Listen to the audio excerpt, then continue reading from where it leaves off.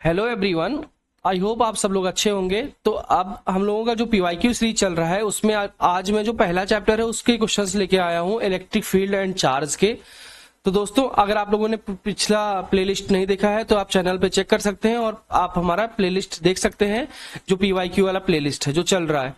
तो आज के इस प्लेलिस्ट के सीक्वेंस में जो पहला क्वेश्चन हमारा है दिया हुआ है, a cube of side 0.15 metre is placed as shown in the figure. ये देखो फिगर यहाँ पे दिया हुआ है, इसमें ये क्यूब दे रखा है। In the region where electric field E is 500x into i cap. I cap का मतलब है कि जो इलेक्ट्रिक फील्ड है वो x डायरेक्शन में चल रहा है, कुछ ऐसे चल रहा है। आई कैप का मतलब इलेक्ट्रिक फील्ड की डायरेक्शन कुछ ऐसी है, इधर की डायरेक्शन में है। और x क्या है, मीटर में है, एंड E इज न्यूटन पर कूलाम है। हमें निकालना क्या है, the flux passing through the cube. अब हमें फ्लक्स निकालना है तो सबसे पहले ये समझना होगा कि फ्लक्स होता क्या है। फ्लक्स आपका याद करो, फ्लक्स क्या होता था, फ्लक्स बराबर आपका फाई से रिप्रेजेंट करते थे और ये कितना था, ई डॉट ए के बराबर होता था। ई डॉट ए होता था, ये हमारा फ्लक्स होता था। और याद करो, अगर हमारा गॉस थ्योरम अगर याद करो तो याद आएगा आपको, गॉस थ्योरम की वजह से अभी यहाँ पे जरूरत आगे पड़ेगी। तो गॉस थ्योरम कितना होता था, फ्लक्स जो होता था हमारा वो Q अपॉन एप्सिलॉन नॉट के बराबर होना चाहिए, या मैं बोल सकता हूँ कि ई डॉट ए आपका Q अपॉन एप्सिलॉन नॉट के बराबर होना चाहिए, हमारा गॉस थ्योरम है। तो ये दो चीजें आपको यहाँ से पता होनी चाहिए थी इस क्वेश्चन में, और कुछ कुछ आपको वेक्टर का नॉलेज होना चाहिए था टू सॉल्व दिस क्वेश्चन। सबसे पहले आप क्या करिए, यहाँ पे सबसे पहले तो समझिए कि इस जो ये हमारा, इसको एक बार मैं बड़ा कर लेता हूं, थोड़ा सा इस क्वेश्चन को मैं थोड़ा बड़ा कर लेता हूं ताकि आपको और अच्छे से क्लियर हो जाए। तो इसमें क्या करिए आप, सबसे पहले तो आप इसमें फेस पहचानिए। मैं एक बार आपको फेस दिखा देता हूं। लेट से सबसे पहले मैं ये फेस लेता हूं, ये वाला ये फेस आप कंसीडर करिए एक बार, और एक बार ये वाला फेस कंसीडर करिए। ओके, तो इस दोनों फेसेस के वजह से जो आपका इलेक्ट्रिक फील्ड आएगा, देखो इसका एरिया वेक्टर, इस फेस का एरिया वेक्टर अगर आप देखोगे ध्यान से तो इसका एरिया वेक्टर मेरे बच्चों, इसका एरिया वेक्टर आपको यहाँ पे कहीं पे मिलेगा। इसका एरिया वेक्टर ऐसे कुछ मिलेगा ए, और इस वाले का एरिया वेक्टर कुछ ऐसे मिलेगा पीछे की तरफ ए। ठीक है, इलेक्ट्रिक फील्ड की डायरेक्शन जो है आपकी ये है। इलेक्ट्रिक फील्ड की डायरेक्शन अगर मैं आपका बना के दिखाऊं तो इलेक्ट्रिक फील्ड की डायरेक्शन आपकी ये चल रही है। तो जो ये वाला फेस है, ये वाला फेस और इस वाले फेस में थीटा की वैल्यू 90 डिग्री हो जाएगी, तो यहाँ पे वैसे ही वैल्यू 0 हो जाएगी फ्लक्स की। तो फ्लक्स केवल इसी दोनों की वजह से आएगा। इसको राइट साइड मान लेते हैं, इसको लेफ्ट साइड मान लेते हैं। तो इलेक्ट्रिक फील्ड मैं बोलता हूँ फ्लक्स इन राइट वाले इसमें, सॉरी राइट वाले में निकाल लेते हैं पहले। तो ये कितना हो जाएगा, E इंटू आर, और ये कितना हो जाएगा डॉट ए, इतना हो जाएगा आपका। तो यहां से अब देखो हमें क्या करना है कि हमें ना डिस्टेंस भी पता करनी पड़ेगी। तो यहां से टोटल इस फेस की डिस्टेंस यहां से यहां तक कितनी है, तो 0.1 मीटर यहां तक है, और 0.1 मीटर का ही आपका ये दिया हुआ है, क्यूब दिया हुआ है। तो टोटल 0.2 मीटर हो जाएगा। तो मतलब x की वैल्यू यहाँ पे कितनी दी हुई है, 0.2 मीटर। तो मैं अगर मैं E यहां से इसको लिखूंगा 500 इंटू एक्स की वैल्यू हमारी हो जाएगी 0.2, और फिर एरिया अगर मैं निकालना चाहूंगा यहां से तो कितना आ जाएगा, 0.1 का होल स्क्वायर, ये एरिया आ जाएगा। और इसको जब आप सॉल्व करोगे तो आपका सॉल्व होके आएगा 1 न्यूटन मीटर स्क्वायर पर कूलाम। ये आपका फाई राइट वाले में निकल के आया है। अब चलो फाई हम फ्लक्स निकालते हैं लेफ्ट वाले में। लेफ्ट वाले में फ्लक्स कैसे निकालेंगे, लेफ्ट वाले में जो अब एंगल बन रहा है वो E dot A 180 degree, theta की वैल्यू 180 डिग्री रह जाएगी यहाँ पे। थीटा अगर आपका 180 डिग्री हो गया तो आपकी कॉस 180 की वैल्यू -1 होती है। तो ए E इंटू लेफ्ट वाला इंटू ए हो जाएगा। अब E इंटू लेफ्ट वाला मतलब यहाँ पे 500 इंटू एक्स इंटू ए आ जाएगा। 500 आप देखोगे तो लेफ्ट वाले की डिस्टेंस इस ओरिजिन से 1 मीटर ही ओनली है, इसकी 1 मीटर डिस्टेंस है। तो यहां से ये x की वैल्यू 1 और इंटू एरिया 0.1 का होल स्क्वायर, एंड ये कितना आ जाएगा, ये आपका आ जाएगा आप सॉल्व करोगे तो 0.5 न्यूटन मीटर स्क्वायर पर कूलम। तो अब अगर मैं रिजल्टेंट निकालूं, फाई नेट निकालूं, तो ये हो जाएगा phi R plus phi L, और ये जब सॉल्व करोगे तो आपका आ जाएगा 1 माइनस 0.5, सो ये आ जाएगा 0.5 नेट फ्लक्स आ जाएगा आपका न्यूटन मीटर स्क्वायर पर कूलम। ये आपका नेट फ्लक्स आ गया। तो इसका फर्स्ट पार्ट जो क्यूब है, क्यूब के थ्रू कितना फ्लक्स पास होगा, वो हमारा क्वेश्चन हो गया है। अब तो मैं इसको थोड़ा सा छोटा कर देता हूं अभी। तो ये आप, आई होप आपको ये समझ में आ गया होगा। अब मैं इसके नेक्स्ट पार्ट की तरफ मूव करता हूं। तो इसको इरेज करने के बाद आई होप आप नोट कर लोगे, इसको वीडियो पॉज करके आप नोट कर लीजिएगा। चलो नेक्स्ट पार्ट इसका हम लोग करते हैं, ध्यान से सुनो। अब नेक्स्ट पार्ट इसका दिया हुआ है the net charge with in the cube. अब नेट चार्ज निकालना है हमको। नेट चार्ज निकालने के लिए आपको, मुझे लग रहा है, गॉस थ्योरम लगाना पड़ेगा। आप ध्यान से देखो कैसे लगेगा गॉस थ्योरम। फाई नेट बराबर कितना होता है? फाई नेट बराबर होता है क्यू अपॉन एप्सिलॉन नॉट। तो यहां से क्यू बराबर कितना होता है? फाई नेट इंटू क्यू, अब सॉरी क्यू कहां पे, ये एप्सिलॉन नॉट। एप्सिलॉन नॉट की वैल्यू कहां से कहां तक होती है, चला बताओ मुझे। एप्सिलॉन नॉट की वैल्यू होती है, आप पुट कर दो तो पहले तो ये होती है 8.84 आई थिंक इंटू 10⁻⁻12, और फाई है 0.5। तो यहां से ये आ गया कितना, 4.4 इंटू 10⁻⁻12। ये आपका आ गया क्यू कूलम।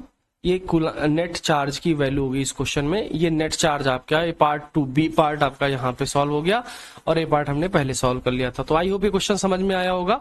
अगर ये क्वेश्चन समझ में आ गया तो चलते हैं अगले क्वेश्चन की तरफ। तो अब एक क्वेश्चन आपके सामने लिखा हुआ है, चलो क्वेश्चन पढ़ो पहले। कि 4 ऑब्जेक्ट्स W, X, Y और Z, 4 objects W, X, Y और Z, each with charge Q are held fixed at the point on the square of side D shown in the figure. Object X and Z are the midpoint of sides. ये X और Z midpoint है side के। Square. The electrostatic force exerted by object W on X, इस Q की वजह से इस X पे जो फोर्स लग रहा है वो F है। Then the magnitude of the force exerted by object W on Z, तो Z की वजह से कितना होगा, इसमें रिलेशन हमें बताना है। तो सबसे पहले हमें एक स्क्वायर ले लेते हैं, यहां पे एक स्क्वायर हम लोग लेते हैं। चलो एक बार हम एक स्क्वायर बनाने की कोशिश करते हैं, देखिए बनता है कि नहीं बनता है। एक स्क्वायर बनाते हैं हम लोग, ठीक है। नहीं बना, चलो हम ऐसे ही रैंडम बना लिया। अब देखो ध्यान से, ओके बन गया। अब यहां पे देखो ध्यान से, ये इसका मिड पॉइंट है, ये इसका W वाला पॉइंट है, ये इसका X पॉइंट है। तो अगर मैं इनके बीच की डिस्टेंस देखो तो ये कितनी है, ये है। अगर पूरा टोटल डिस्टेंस A है इसका, तो ये वाली डिस्टेंस A/2 हो जाएगी। तो इनके बीच में जो फोर्स लगेगा वो कितना लगेगा, दोनों के बीच में चार्ज Q है, तो KQ² डिवाइडेड बाई A/2 का होल स्क्वायर। तो यहां से हो जाएगा KQ² अपॉन इंटू ऊपर चला गया 4 और नीचे आ गया A²। तो 4KQ² अपॉन में A², ये फोर्स की वैल्यू है। अब चलो एक और काम कर लेते हैं। काम क्या करेंगे, यहां पे इस पॉइंट को हम लोग मान लेते हैं, क्या दिया हुआ है, Z दिया हुआ है। मानना क्या है, Z दिया हुआ है। देखो ध्यान से, इसको हमने Z कंसीडर कर लिया।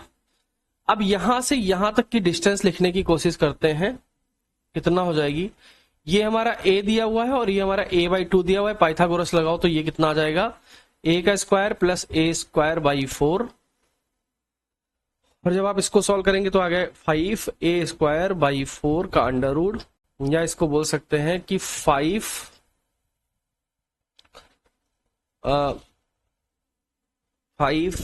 हाँ ठीक है 5/4, और बाहर की तरफ A आ गया। चलो इतना आ गया।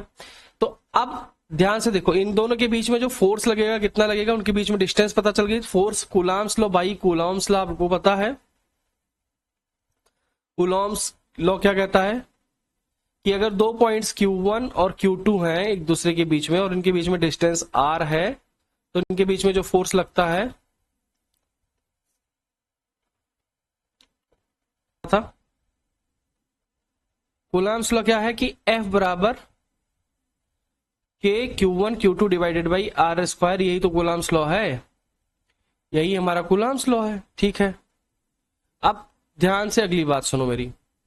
अगली बात क्या है, अगली बात इसमें है कि अब इन दोनों के बीच में डिस्टेंस पता है हमको, इन दोनों के बीच में W और Z के बीच में, तो अब F डैश में लिख लेता हूं इसको, तो ये कितना हो जाएगा K, दोनों के बीच में Q एंड Q, तो Q square divided by under root distance कितना है 5/4 इंटू A स्क्वायर का होल स्क्वायर, इसका डिस्टेंस है। ठीक है, तो ये कितना हो गया KQ स्क्वायर और नीचे आ गया अंडर रूट हट गया तो 5A स्क्वायर और नीचे 4 आया तो 4 ऊपर जाके यहाँ पे मल्टीप्लाई हो गया। अब F डैश बराबर जो हमारा निकाल रहे हैं हम लोग क्या आ जाएगा KQ स्क्वायर और 4 आगे मल्टीप्लाई कर लो और डिवाइडेड बाई 5A स्क्वायर लिख लो। अब ध्यान से अगर आप बहुत अच्छे तरीके से ऑब्जर्व करके देखोगे तो ये 4KQ square divided by A square ये F के बराबर है, तो यहां से मैं लिख सकता हूं ये F डिवाइडेड बाई 5। सो आपका आंसर निकल के आया F/5, ऑप्शन नंबर बी। ये 2021-22 में पूछा गया था, बहुत अच्छा सवाल था, आराम से आपने सॉल्व कर लिया इस क्वेश्चन को। ठीक है, चलो मूव करते हैं नेक्स्ट क्वेश्चन की तरफ। तो अगला क्वेश्चन जो है बहुत सिंपल क्वेश्चन है। सबसे पहले तो आपको ये क्वेश्चन करने से पहले ये पता होना चाहिए क्वांटाइजेशन ऑफ चार्ज क्या होता है। तो क्वांटाइजेशन ऑफ चार्ज का एक कंसेप्ट होता है जो आपको समझना बहुत इंपॉर्टेंट है। क्वांटाइजेशन ऑफ चार्ज क्या कहता है कि जो आपका चार्ज है that is always plus minus n into e, और E क्या है, E is the basic unit, सबसे स्मॉलेस्ट यूनिट है 1.6 इंटू 10⁻⁹, और n क्या है मेरे बच्चों, n है नंबर ऑफ इलेक्ट्रॉन्स। ठीक है, और n हमेशा क्या होता है, इंटीजर होता है, मतलब जो चार्ज है वो हमेशा एक इंटीजर के फॉर्म में आएगा, इंटीजर का मल्टीपल होगा, कभी भी वो टुकड़ों में नहीं हो सकता। 1/3 इलेक्ट्रॉन या 2/3 इलेक्ट्रॉन नहीं एग्जिस्ट करता है, चार्ज हमेशा क्वांटाइज्ड वे में रहता है, एक फुल पार्ट में रहता है। तो एक ऑब्जेक्ट है उसके पास 1 कूलम चार्ज ऑलरेडी है, तो लेट्स से कि दिस इज योर ऑब्जेक्ट, एक ऑब्जेक्ट है जिसके पास ऑलरेडी 1 कूलम चार्ज रखा हुआ है। अब हमने इसको और इलेक्ट्रॉन्स दिए, कितने इलेक्ट्रॉन्स दिए, 5 इंटू 10⁻18 इलेक्ट्रॉन्स हमने इसको दे दिया। तो n की वैल्यू हमने इसकी कितनी दे दी, 5 इंटू 10⁻18, तो चार्ज इसको और हमने कितना एक्स्ट्रा दे दिया। तो अगर मैं निकालना चाहूं किसको कितना हमने और चार्ज दिया है, तो हमने n इंटू ई दिया है और हमेशा इलेक्ट्रॉन दिया है, तो इलेक्ट्रॉन नेगेटिव में रहता है, तो हमेशा इसको हमने कितना चार्ज दिया है, -5 इंटू 10⁻18 इंटू 1.6 इंटू 10⁻⁹, और ये आया इसका कट के 10⁻⁻1, और ये आया, दोनों सॉल्व करोगे तो 16×5 = 80, ये 8 इंटू 10⁻⁻1, और जब ये सॉल्व हुआ तो -0.8 कूलम चार्ज हमने दिया है नेगेटिव का। ये हमारा Q डैश है मान लो। तो टोटल Q टोटल कितना हो जाएगा, Q टोटल आपका हो जाएगा पहले जितना Q था और हमने Q डैश जितना दिया है, Q कितना था 1 कूलम और ये आया 0.8 कूलम। तो जब इसको हमने सॉल्व किया तो ये आंसर आया 0.2 कूलम और ये आया पॉजिटिव में। तो यहाँ पे ऑप्शन चेक करो, कोई ऑप्शन ऐसा मिल रहा है 0.2 कूलम वाला, तो वही आंसर होगा। तो ये ऑप्शन डी हमारा मिल रहा है और यही हमारा आंसर हो जाएगा। बढ़िया क्वेश्चन था। अब देखो नेक्स्ट क्वेश्चन आपके सामने दिया हुआ है कि 3 चार्जेस Q, -Q और Q0 आर प्लेस्ड एज सोन। मतलब मैं अगर इस डायग्राम में बनाऊं यहाँ पे, तो आपका Q0 यहाँ पे है और -Q आपका यहाँ पे है और आपका +Q यहाँ पे कहीं पे है। यहां से यहां तक की डिस्टेंस आपकी A है और यहां से यहां तक की डिस्टेंस भी आपकी A है, ये दोनों आपके डिस्टेंस हैं। ठीक है, चलो अब मैं आगे अगर बात करता हूं इस क्यू नॉट पे चार्ज जो लगेगा इधर इस माइनस की वजह से जो फोर्स लगेगा, नेट फोर्स हमको निकालना है किस पे, नेट फोर्स हमें क्यू नॉट चार्ज पे, इस पे हमें नेट फोर्स निकालना है कितना होगा। तो यहां पे देखोगे ध्यान से तो ये आपका इधर की तरफ फोर्स लगेगा, इधर की तरफ, और अगर आप ध्यान से देखोगे इस पे तो यहां पे इसकी वजह से इधर की तरफ फोर्स लगेगा, नेट फोर्स आपका इधर की तरफ आएगा। ठीक है, चलो इसको अगर हम देखते हैं अच्छे तरीके से तो आपका एक फोर्स ये आया और एक फोर्स ये आया, तो रिजल्टेंट कहीं इसका इधर की तरफ लगेगा, इधर की तरफ रिजल्टेंट हमारा इधर आएगा। अब सबसे पहले तो हमारा ये वाला फोर्स लगा निकाल लेते हैं, इसको हम मान लेते हैं F1 फोर्स और इसको हम मान लेते हैं F2 फोर्स। F1 की वैल्यू निकालोगे तो ये आएगी K Q, दोनों Q है एक और एक Q नॉट है। फिर यहां से देखोगे आप ध्यान से तो यहां पे इनके बीच में डिस्टेंस कितनी थी, a स्क्वायर थी, तो ये हो गया a स्क्वायर। F1 की वैल्यू आ गई कितनी, K Q naught divided by a square, और Q2 की वैल्यू भी इतनी ही आएगी क्योंकि दोनों में चार्ज सेम है, डिस्टेंस सेम है, तो F2 की वैल्यू कितनी आ गई, K Q naught divided by a square, इतना आ गया। अब मेरे बच्चे ध्यान से सुनो, इन दोनों के बीच में, दोनों F1 और F2 के बीच में जो एंगल बन रहा है, angle between F1 and F2 is 90 degree. So अगर मैं रिजल्टेंट की बात करूं, रिजल्टेंट फोर्स, रिजल्टेंट की बात करूं कितना होता है, under root F1 square plus F2 square plus 2F1 F2 cos 90, and जब आप इसको सॉल्व करोगे तो cos 9 इसकी वैल्यू टोटल हो जाएगी 0, और यहां से जब सॉल्व किया आपने तो यह हो जाएगा F square plus F square, क्योंकि हमने F1 और F2 को किसी F के बराबर कंसीडर कर लिया क्योंकि दोनों बराबर है, तो दोनों बराबर थे इसलिए हमने बराबर के बराबर कर लिया। तो ये अंडर रूट 2F स्क्वायर हो गया और यहां से F बाहर जाएगा तो F रूट 2 हो जाएगा। और अगर मैं बोलूं तो कि F की वैल्यू कितनी है, वो है K Q naught divided by a square, और ये रूट 2 आगे आ जाएगा।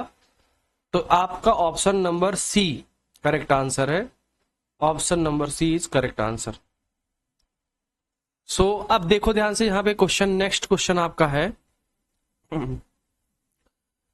2 point charges of 1 microcoulomb and 4 microcoulomb are kept at 30 centimetre, दोनों एक दूसरे के साथ 30 सेंटीमीटर पे सेपरेट करके लिखे हुए हैं। अब यहां से देखो ये और ये, एक मिनट, यहां से ये दोनों 30 सेंटीमीटर के सेपरेशन पे रखे हुए हैं, 30 सेंटीमीटर करेक्ट। अब पूछा है हाउ फार फ्रॉम 1 माइक्रोकूलम, इस 1 माइक्रोकूलम चार्ज से कितने डिस्टेंस पे रखा जाए एक चार्ज, ठीक है, कि जो इलेक्ट्रिक फील्ड हो वहां पे, नेट इलेक्ट्रिक फील्ड वो वहां पे 0 हो, वो पॉइंट P कहाँ होना चाहिए। तो लेट्स से कि ये हमारा पॉइंट P है जहां पे नेट इलेक्ट्रिक फील्ड 0 है, ये हमारा पॉइंट P यहां पे एग्जिस्ट करता है। चलो अब ध्यान से सुनते जाओ, इस पॉइंट P की डिस्टेंस हम लोग इस 1 माइक्रोकूलम से मान लेते हैं कि ये यहां से x सेंटीमीटर की डिस्टेंस पे है, x सेंटीमीटर की डिस्टेंस पे है। तो ये अगर दूसरा बचा हुआ पार्ट निकालोगे तो ये आ जाएगा 30 माइनस x सेंटीमीटर की डिस्टेंस पे आ जाएगा। इतना काम अगर आपने कर लिया तो आपका काम बहुत आसान हो जाएगा। अब 1 माइक्रोकूलम की वजह से जो इलेक्ट्रिक फील्ड है इधर की तरफ लगेगी, और 4 माइक्रोकूलम की वजह से जो है इलेक्ट्रिक फील्ड है इधर की तरफ लगेगी। ये बात आपको पता होनी चाहिए। अगर ये दोनों बराबर कर दें और दोनों तरफ अपोजिट ही है तो हमारा आंसर आ जाएगा। चलो सबसे पहले तो electric field due to 1 microcoulomb लिख लो, कितना होता है, कितना होता है K इंटू क्यू, क्यू कितना है 1 माइक्रोकूलम, और डिवाइडेड बाई उनके बीच की डिस्टेंस, उनके बीच की डिस्टेंस है उस पॉइंट पे x स्क्वायर, ये लिख लिया हमने, ठीक है। अब 4 माइक्रोकूलम की वजह से लिख लो तो ये कितना हो जाएगा K इंटू 4 माइक्रोकूलम अपॉन में 30 माइनस x का होल स्क्वायर हो जाएगा। अब आपने सोचा होगा कि सर हर क्वेश्चन में तो हम लोग सेंटीमीटर में को मीटर में चेंज करते हैं, इस क्वेश्चन में चेंज क्यों नहीं किया? तो सेंटीमीटर को मीटर में इस क्वेश्चन में किस लिए नहीं चेंज किया? क्योंकि आप अभी इसको इक्वेट करोगे तो इधर भी सेंटीमीटर का स्क्वायर आ जाएगा और यहां भी सेंटीमीटर का स्क्वायर आ जाएगा, आपस में दोनों कैंसिल आउट हो जाएंगे, जिसकी वजह से हमने यहाँ पे नहीं लिखा है, अपने आप से कर दिया। तो अब इन दोनों को इक्वेशन फर्स्ट और इक्वेशन सेकंड मान के मैं इनको इक्वेट कर लेता हूं, बराबर कर देता हूं। तो ये हो जाएगा K into 1 microcoulomb divided by x square बराबर K इंटू 4 माइक्रोकूलम और divided by x square, sorry x square नहीं, 30 माइनस एक्स स्क्वायर का होल स्क्वायर, 30 माइनस एक्स का होल स्क्वायर, 30 माइनस एक्स का होल स्क्वायर। तो ये माइक्रोकूलम से microcoulomb cancel हो गया, K से K कैंसिल हो गया, और दोनों तरफ अब हमने जब अंडर रूट इसका लिया तो इधर आया 1 बाई एक्स और इधर आया आपका 2 डिवाइडेड बाई 30 माइनस एक्स। हमने अंडर रूट लेने के बाद हमारी ये वैल्यूज आ गई हैं, ठीक है, ये वैल्यूज आई। अब यहां से आप जरा इसको मल्टीप्लाई करो, यहां से क्रॉस मल्टीप्लाई। जब आपने क्रॉस मल्टीप्लाई किया तो ये आया 30 माइनस एक्स बराबर 2x, तो यहां से x को उधर ले जाओ तो 3x बराबर 30। तो यहां से x की वैल्यू जो निकल के आई है वो 10 सेंटीमीटर निकल के आई मेरे बच्चे, 10 सेंटीमीटर निकल के आई। कि मतलब अगर आप यहां से 1 माइक्रोकूलम से 10 सेंटीमीटर की डिस्टेंस पर अगर कोई चीज पॉइंट P कंसीडर करोगे तो वहां नेट इलेक्ट्रिक फील्ड कितनी होगी? 0 होगी। और ये net electric field due two point charge आपको पता होना चाहिए, net electric field due two point charge आपको पता होना चाहिए, वो कितनी होती है? E बराबर KQ divided by R square. तो इतना सी बात थी आज के वीडियो में, सिर्फ इतने क्वेश्चंस आप लोग अटेम्प्ट करिए और मिलते हैं कल की वीडियो में। आई होप आपको वीडियोस पसंद आ रहे हैं, अगर पसंद आ रहे हैं तो अपने दोस्तों के साथ जरूर शेयर करें। Thank you, bye guys, all the best.